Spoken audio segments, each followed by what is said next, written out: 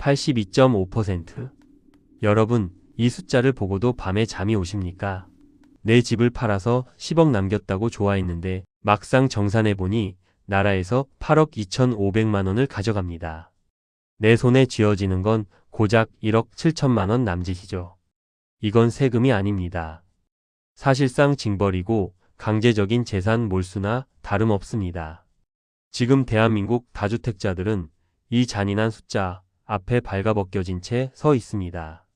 15년 동안 시장을 분석해온 제 눈에도 지금의 상황은 정상이 아닙니다.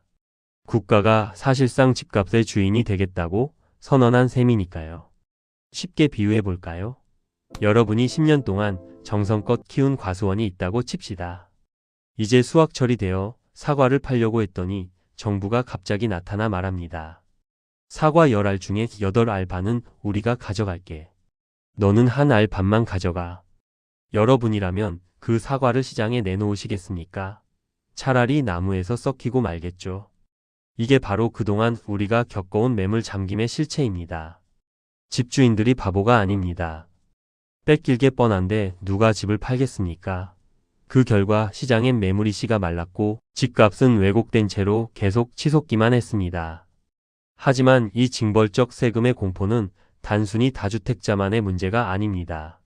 시장에 피가 돌지 않으면 결국 그 고통은 전세 사는 사람, 이제 막 내 집 마련을 꿈꾸는 청년들에게 고스란히 전가됩니다. 다주택자들이 매물을 쥐고 버티는 동안 공급은 끊기고 가격은 괴물이 되어버렸죠. 그런데 지금 이 공포의 숫자 82.5%가 역설적으로 시장을 흔드는 강력한 기폭제가 되고 있습니다. 세금 낼 바엔 안 판다던 사람들이 왜 갑자기 제발 좀 사달라며 비명을 지르기 시작했을까요? 그 이유는 단 하나입니다. 도저히 넘을 수 없을 것 같았던 그 거대한 절벽에 정부가 아주 교묘하고 날카로운 구멍을 하나 뚫어주었기 때문입니다. 이 구멍은 누군가에게는 구원의 동아줄이겠지만 준비되지 않은 이들에겐 굴러떨어지는 돌덩이가 될 수도 있습니다. 과연 정부가 설계한 이 기막힌 비상구의 정체는 무엇일까요? 그리고 왜 이 비상구 때문에 평소 냉정하기로 소문난 자산가들조차 이성을 잃고 뛰쳐나오기 시작한 걸까요? 이제 그 설계도를 하나씩 펼쳐보겠습니다. 도저히 넘을 수 없을 것 같았던 82.5%라는 절벽. 그 거대한 장벽에 아주 작지만 날카로운 균열이 생기기 시작했습니다. 그동안 시장을 꽉 막고 있던 가장 큰 돌덩이는 바로 세입자라는 변수였습니다. 집을 팔고 싶어도 세입자의 계약 기간이 남아있으면 집을 비워줄 수 없으니 매수자가 나타나지 않았죠. 실거주를 원하는 무주택자들은 발만 동동 굴렀고 다주택자들은 팔고 싶어도 세입자 때문에 못 판다며 느긋하게 버텼습니다. 세입자라는 존재가 역설적으로 다주택자들에게는 세금, 폭풍을 피할 수 있는 가장 튼튼한 방패막이가 되어준 셈입니다. 비유하자면 이런 상황입니다. 불이 난 건물에서 탈출해야 하는데 문 앞에 아주 무거운 짐이 쌓여 있어 문이 열리지 않았던 겁니다. 밖에서는 불길이 치솟고 안에서는 세금이라는 열기가 숨을 조여오는데 문 앞의 짐 때문에 꼼짝달싹 못하고 갇혀 있었죠. 그런데 정부가 갑자기 특수 장비를 들고 나타났습니다. 그리고 선언합니다. 문 앞의 짐을 다 치우지 않아도 좋다. 일단 몸만 빠져나올 수 있게 아주 작은 틈을 열어주겠다. 이것이 바로 이번에 발표된 세입자 보완책의 핵심입니다. 이제 세입자가 1년, 아니 2년이 남아있어도 상관없습니다. 무주택자에게 집을 팔기로 계약만 하면 정부는 그 집을 비어있는 집으로 간주하고 세금 중과를 유예해주기로 했습니다. 다주택자들에게는 그야말로 천재지우의 기회가 찾아온 겁니다. 평소라면 거들떠 보지도 않았을 틈새가 열리자 시장의 공기는 180도 달라졌습니다. 세입자라는 방패 뒤에 숨어있던 집주인들이 이제는 그 방패를 내던지고 문 밖으로 돌진하기 시작한 겁니다. 그런데 여러분, 여기서 정말 무서운 지점이 있습니다. 정부가 열어준 이 작은 틈새는 영원히 열려있는 문이 아닙니다.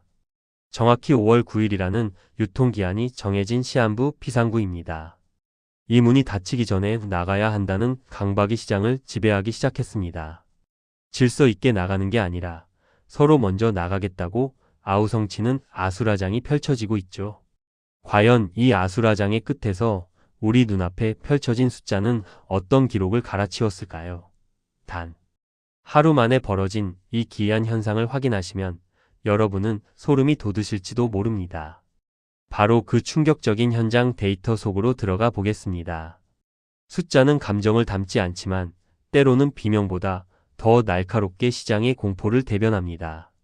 보안책이 발표된 직후 서울 아파트 시장에서는 기이한 현상이 벌어졌습니다.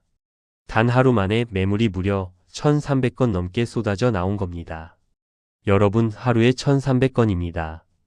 평소라면 한 달 내내 쌓일 법한 물량이 단 24시간 만에 시장이라는 바구니에 담겼습니다. 이건 단순한 공급 증가가 아닙니다. 댐의 가장 취약한 부분이 터지면서 갇혀있던 물이 한꺼번에 하류로 밀려 내려오는 금융적 해일에 가깝습니다. 이 상황을 눈앞에 그려볼까요? 백화점에서 딱 1시간 동안만 전 품목을 80% 할인한다고 방송을 때린 것과 같습니다. 사람들은 앞뒤 재지 않고 입구로 달려가겠죠. 하지만 이번 상황은 반대입니다. 사는 사람이 아니라 파는 사람들이 출입구로 몰려들고 있습니다. 나부터 좀 내보내 달라며 서로의 어깨를 밀치고 있는 형국이죠. 어제까지 내 집값이 얼마인데 이 가격엔 못 판다며 기세를 높이던 집주인들이 이제는 옆집보다 1,000만 원이라도 싸게 올려달라며 중개업소 전화를 붙잡고 있습니다. 불과 며칠 전까지만 해도 다주택자들은 느긋한 관망자였습니다. 하지만 정부가 세입자라는 마지막 족쇄를 풀어주자마자 그들은 절박한 도망자로 포지션을 바꿨습니다. 시장에 매물이 쌓인다는 건 권력의 추가 이동하고 있다는 뜻입니다. 이제 시장의 칼자루는 집을 가진 사람이 아니라 현금을 쥐고 있는 매수자에게 넘어갔습니다. 1,300건이라는 숫자는 그 권력이 이동하는 과정에서 발생한 거대한 마찰음입니다. 그런데 더 기가 막힌 사실이 있습니다. 이 거센 탈출 행렬에 전혀 예상치 못한 인물들이 합류하기 시작했다는 겁니다. 바로 시장의 끝판왕이라 불리며 절대 흔들리지 않을 것 같았던 존재들, 세금 혜택의 요새 속에 살던 임대사업자들입니다. 도대체 무엇이 그들마저 이 아수라장으로 끌어들인 걸까요? 무엇이 그들로 하여금 그 소중한 세금 혜택까지 포기하게 만든 걸까요? 그들이 본 진짜 공포의 실체를 지금 바로 공개합니다. 부동산 시장에는 어떤 폭풍이 불어도 눈 하나 깜짝하지 않는 최후의 보루가 있습니다. 바로 주택 임대 사업자들입니다. 이들은 정부와의 약속을 지키는 대신 강력한 세금 면제 혜택이라는 방패를 가졌습니다. 남들이 양도세 폭탄을 맞을 때도 이들은 느긋하게 커피 한 잔을 마시며 시장을 관망하던 사람들이었죠. 그런데 지금 이 난공불락의 요새에 균열이 가고 있습니다. 평생 세금을 안 내도 되는 그들이 왜 굳이 지금 집을 팔겠다고 나선 걸까요? 이들의 심리를 비유하자면 아주 튼튼한 장갑차 안에 앉아있는 것과 같습니다. 밖에서 총알이 빗발쳐도 장갑차 안은 안전하죠. 그런데 갑자기 장갑차 안에 사람들이 문을 열고 밖으로 뛰어내리기 시작했습니다. 왜일까요? 장갑차를 뚫고 들어오는 총알이 무서워서가 아닙니다. 지금 이들이 탄 장갑차가 거대한 늪 속으로 가라앉고 있다는 사실을 깨달았기 때문입니다. 세금 혜택이 아무리 좋아도 자산 가치 자체가 녹아내리는 하락의 공포 앞에서는 무용지물이라는 뜻입니다. 임대사업자들이 움직인다는 건 시장의 심리적 지지선이 무너졌다는 아주 강력한 신호입니다. 세금 좀 안 내면 뭐 하나, 집값이 수억 원씩 떨어지면 결국 손해인데 이런 계산기가 두드려지기 시작한 거죠. 이들은 시장의 생리를 누구보다 잘 아는 베테랑들입니다. 그런 그들이 혜택을 포기하면서까지 탈출을 고민한다는 건 지금이 어쩌면 가장 비싸게 팔 수 있는 마지막 기회라고 판단했기 때문일지도 모릅니다. 전문가들 사이에서도 설마 했던 임대사업자들의 이탈. 이들의 가세로 매물 폭탄의 위력은 상상을 초월하는 수준으로 커지고 있습니다. 자, 이제 시장은 완전히 달아올랐습니다. 아니, 정확히 말하면 차갑게 식어가고 있습니다. 집주인들이 비명을 지르며 매물을 던지는 현장, 그곳에선 지금 어떤 일이 벌어지고 있을까요? 중개업소의 전화통이 불타오르는 그 처절한 현장의 목소리를 직접 들려드리겠습니다. 그곳에선 우리가 알던 부동산의 상식이 완전히 파괴되고 있었습니다. 중개업소의 풍경이 180도 뒤집혔습니다. 불과 얼마 전까지 상가 입구에 붙어있던 매물 구함이라는 문구는 자취를 감췄습니다. 대신 그 자리를 채운 건 하루가 다르게 몸값을 낮춘 급매물 리스트들입니다. 서울 마포의 한 단지, 이곳은 평소 대기 수요가 넘쳐나 배짱 영업이 기본이던 곳이었죠. 하지만 지금 이곳 중개사들의 휴대폰은 집주인들의 절박한 호소로 쉴 틈이 없습니다. 세입자 만기에 무조건 맞춰줄 테니 제발 최저가로라도 팔아달라는 비명이 수화기를 타고 넘어옵니다. 비유하자면 마치 경매장의 분위기가 순식간에 반전된 것과 같습니다. 어제까지는 내 물건이 최고다, 더 비싸게 사라며 큰소리치던 경매인들이 이제는 물건을 번쩍 들고 제발 아무나 가져가 달라며 가격표를 뜯어내고 있는 모습입니다. 매수자가 나타나기만 하면 일사천리로 계약을 진행하겠다며 납작 엎드린 집주인들. 그들에게 지금 중요한 건 얼마에 파느냐가 아닙니다. 5월 9일이라는 단두대가 떨어지기 전에 팔 수 있느냐 없느냐의 생존 싸움이 시작된 겁니다. 현장에서 느껴지는 이 공포는 생각보다 훨씬 구체적이고 서늘합니다. 평생을 모아온 자산이 세금으로 증발하거나 하락장이라는 늪에 잠기는 것을 지켜봐야 하는 이들의 처절한 몸부림이죠. 시장의 절대 갑이었던 집주인들이 이제는 매수자의 눈치만 살피는 철저한 을의 처지로 전락했습니다. 부동산의 상식이 통하지 않는 그야말로 가치 파괴의 현장입니다. 그런데 이 시점에서 우리는 가슴 서늘한 질문 하나를 던져야 합니다. 이렇게 다주택자들이 비명을 지르며 도망치는 이 상황, 과연 서민들에게는 축복일까요? 아니면 또 다른 비극의 시작일까요? 정부가 깔아준 이 레드카펫이 사실은 누군가의 눈물로 만들어진 길이라는 비판이 나오기 시작했습니다. 이 정책을 둘러싼 뜨거운 논란의 중심, 그 불편한 진실을 파헤쳐 보겠습니다. 과연 이것은 정의로운 정책일까요? 시장의 열기가 뜨거워질수록 그 이면에는 차가운 비판의 목소리가 파고듭니다. 정부가 깔아준 이 테러를 두고 세상은 두 갈래로 갈라져 싸우고 있습니다. 한쪽에서는 드디어 시장에 매물이 돌기 시작했다며 환호하지만 다른 한쪽에서는 결국 부자들에게 탈출용 레드카펫을 깔아준 것 아니냐는 날선 비판을 쏟아냅니다. 다주택자들이 세입자라는 족쇄를 풀고 세금, 파티에서 빠져나갈 수 있게 돕는 것이 과연 공정한가라는 근본적인 의문입니다. 비유하자면 이런 상황입니다. 한 배를 타고 가다 불이 났는데 선장이 가장 비싼 티켓을 가진 승객들에게만 먼저 구명보트를 내준 셈입니다. 일반 승객들은 왜 우리보다 여유 있는 저들이 먼저 대피하느냐며 분통을 터뜨립니다. 하지만 선장의 논리는 단호합니다. 저들이 보트를 타고 나가야 배의 무게가 가벼워지고 그래야 배가 가라앉지 않고 남은 당신들이 살 수 있다는 계산이죠. 즉, 다주택자가 집을 팔아야 전체 집값이 안정된다는 피로하게 논리입니다. 이 정책의 가장 아픈 지점은 세입자의 거주권입니다.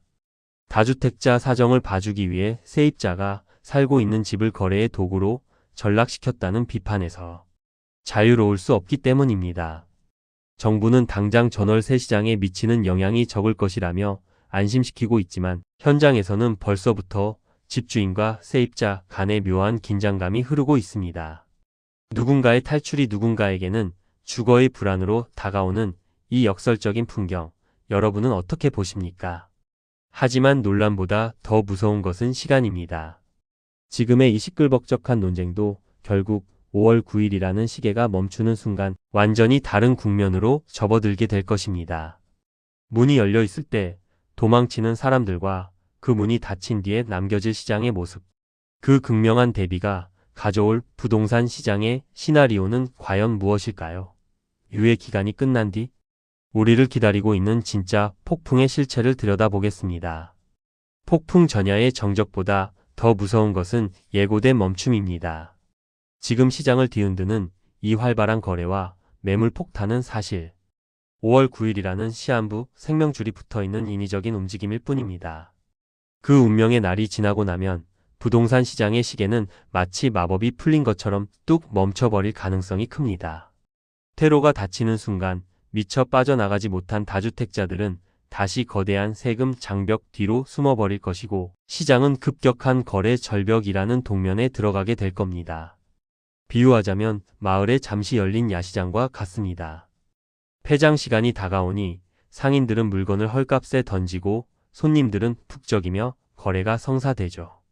하지만 폐장 벨이 울리고 조명이 꺼지는 순간 그 활기는 흔적도 없이 사라집니다. 다음날 아침이 밝아도 상인들은 문을 열지 않고 거리는 다시 적막에 휩싸입니다. 82.5%라는 세금을 내고 집을 팔 사람은 세상에 없기 때문입니다. 물건은 넘쳐나는데 정작 살 수도 팔 수도 없는 기이한 정지의 시대가 오는 것이죠. 이 거래 절벽은 단순히 시장이 조용해지는 것에 그치지 않습니다. 매물이 사라지면 가격 지표 자체가 왜곡되기 시작합니다. 단 한 건의 거래가 전체 단지의 시세를 결정해버리는 불안정한 시장이 형성되죠. 누군가는 공급이 끊겨 가격이 다시 튈 것이라 말하고 누군가는 거래 없는 하락이 시작될 것이라 경고합니다. 5월 9일 이후의 시장은 그야말로 안개속을 걷는 것과 다름없습니다. 전문가들조차 예측의 화살표를 어디로 두어야 할지 혼란에 빠져 있는 상태입니다. 자, 이제 우리는 선택의 기로에 서 있습니다. 뜨겁게 달아오른 탈출 행렬과 곧 닥쳐올 차가운 정지의 시대에 이 극명한 온도 차 사이에서 우리는 어떤 포지션을 취해야 할까요? 다주택자는 지금이라도 군중에 섞여 뛰어야 할지, 무주택자는 이 매물 폭탄을 기회로 잡아야 할지 고민이 깊어질 수밖에 없습니다. 하지만 승리하는 사람은 언제나 소음 너머의 본질을 보는 법입니다.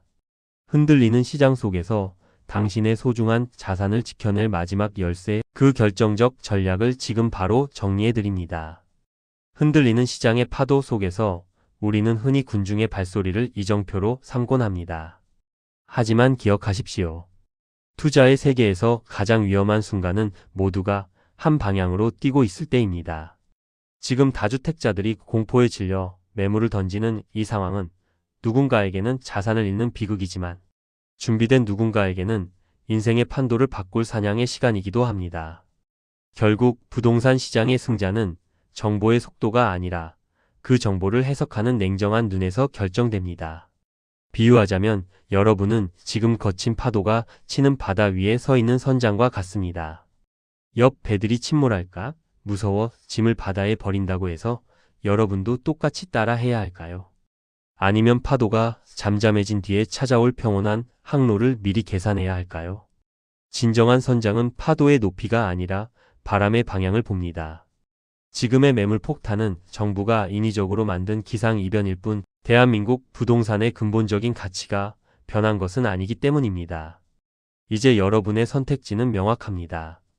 다주택자라면 감정에 휘둘려 투매에 동참하기보다 세후, 수익률과 보유 가치를 다시 한번 냉정하게 따져봐야 합니다. 반대로 무주택자라면 지금의 급매물들이 내 삶의 터전이 될 수 있는지를 사냥꾼의 눈으로 관찰해야 하죠. 정부가 준비하고 있다는 추가 대책들 역시 우리에게는 또 다른 기회의 신호탄이 될 것입니다. 공포가 시장을 지배할 때 눈을 뜨고 환희가 시장을 덮칠 때 차갑게 식으십시오. 부동산은 시간과의 싸움이며 그 싸움에서 이기는 유일한 방법은 흔들리지 않는 중심을 잡는 것입니다. 오늘 제가 전해드린 82.5%의 숫자가 여러분에게 단순한 공포가 아닌 시장의 이면을 읽는 통찰의 도구가 되었기를 바랍니다. 세상이 떠들썩할수록 우리는 더 깊게 공부하고 더 낮게 엎드려 기회를 기다려야 합니다. 오늘 분석이 여러분의 자산을 지키는 든든한 방패가 되었다면 이제 다음 스텝을 결정할 차례입니다.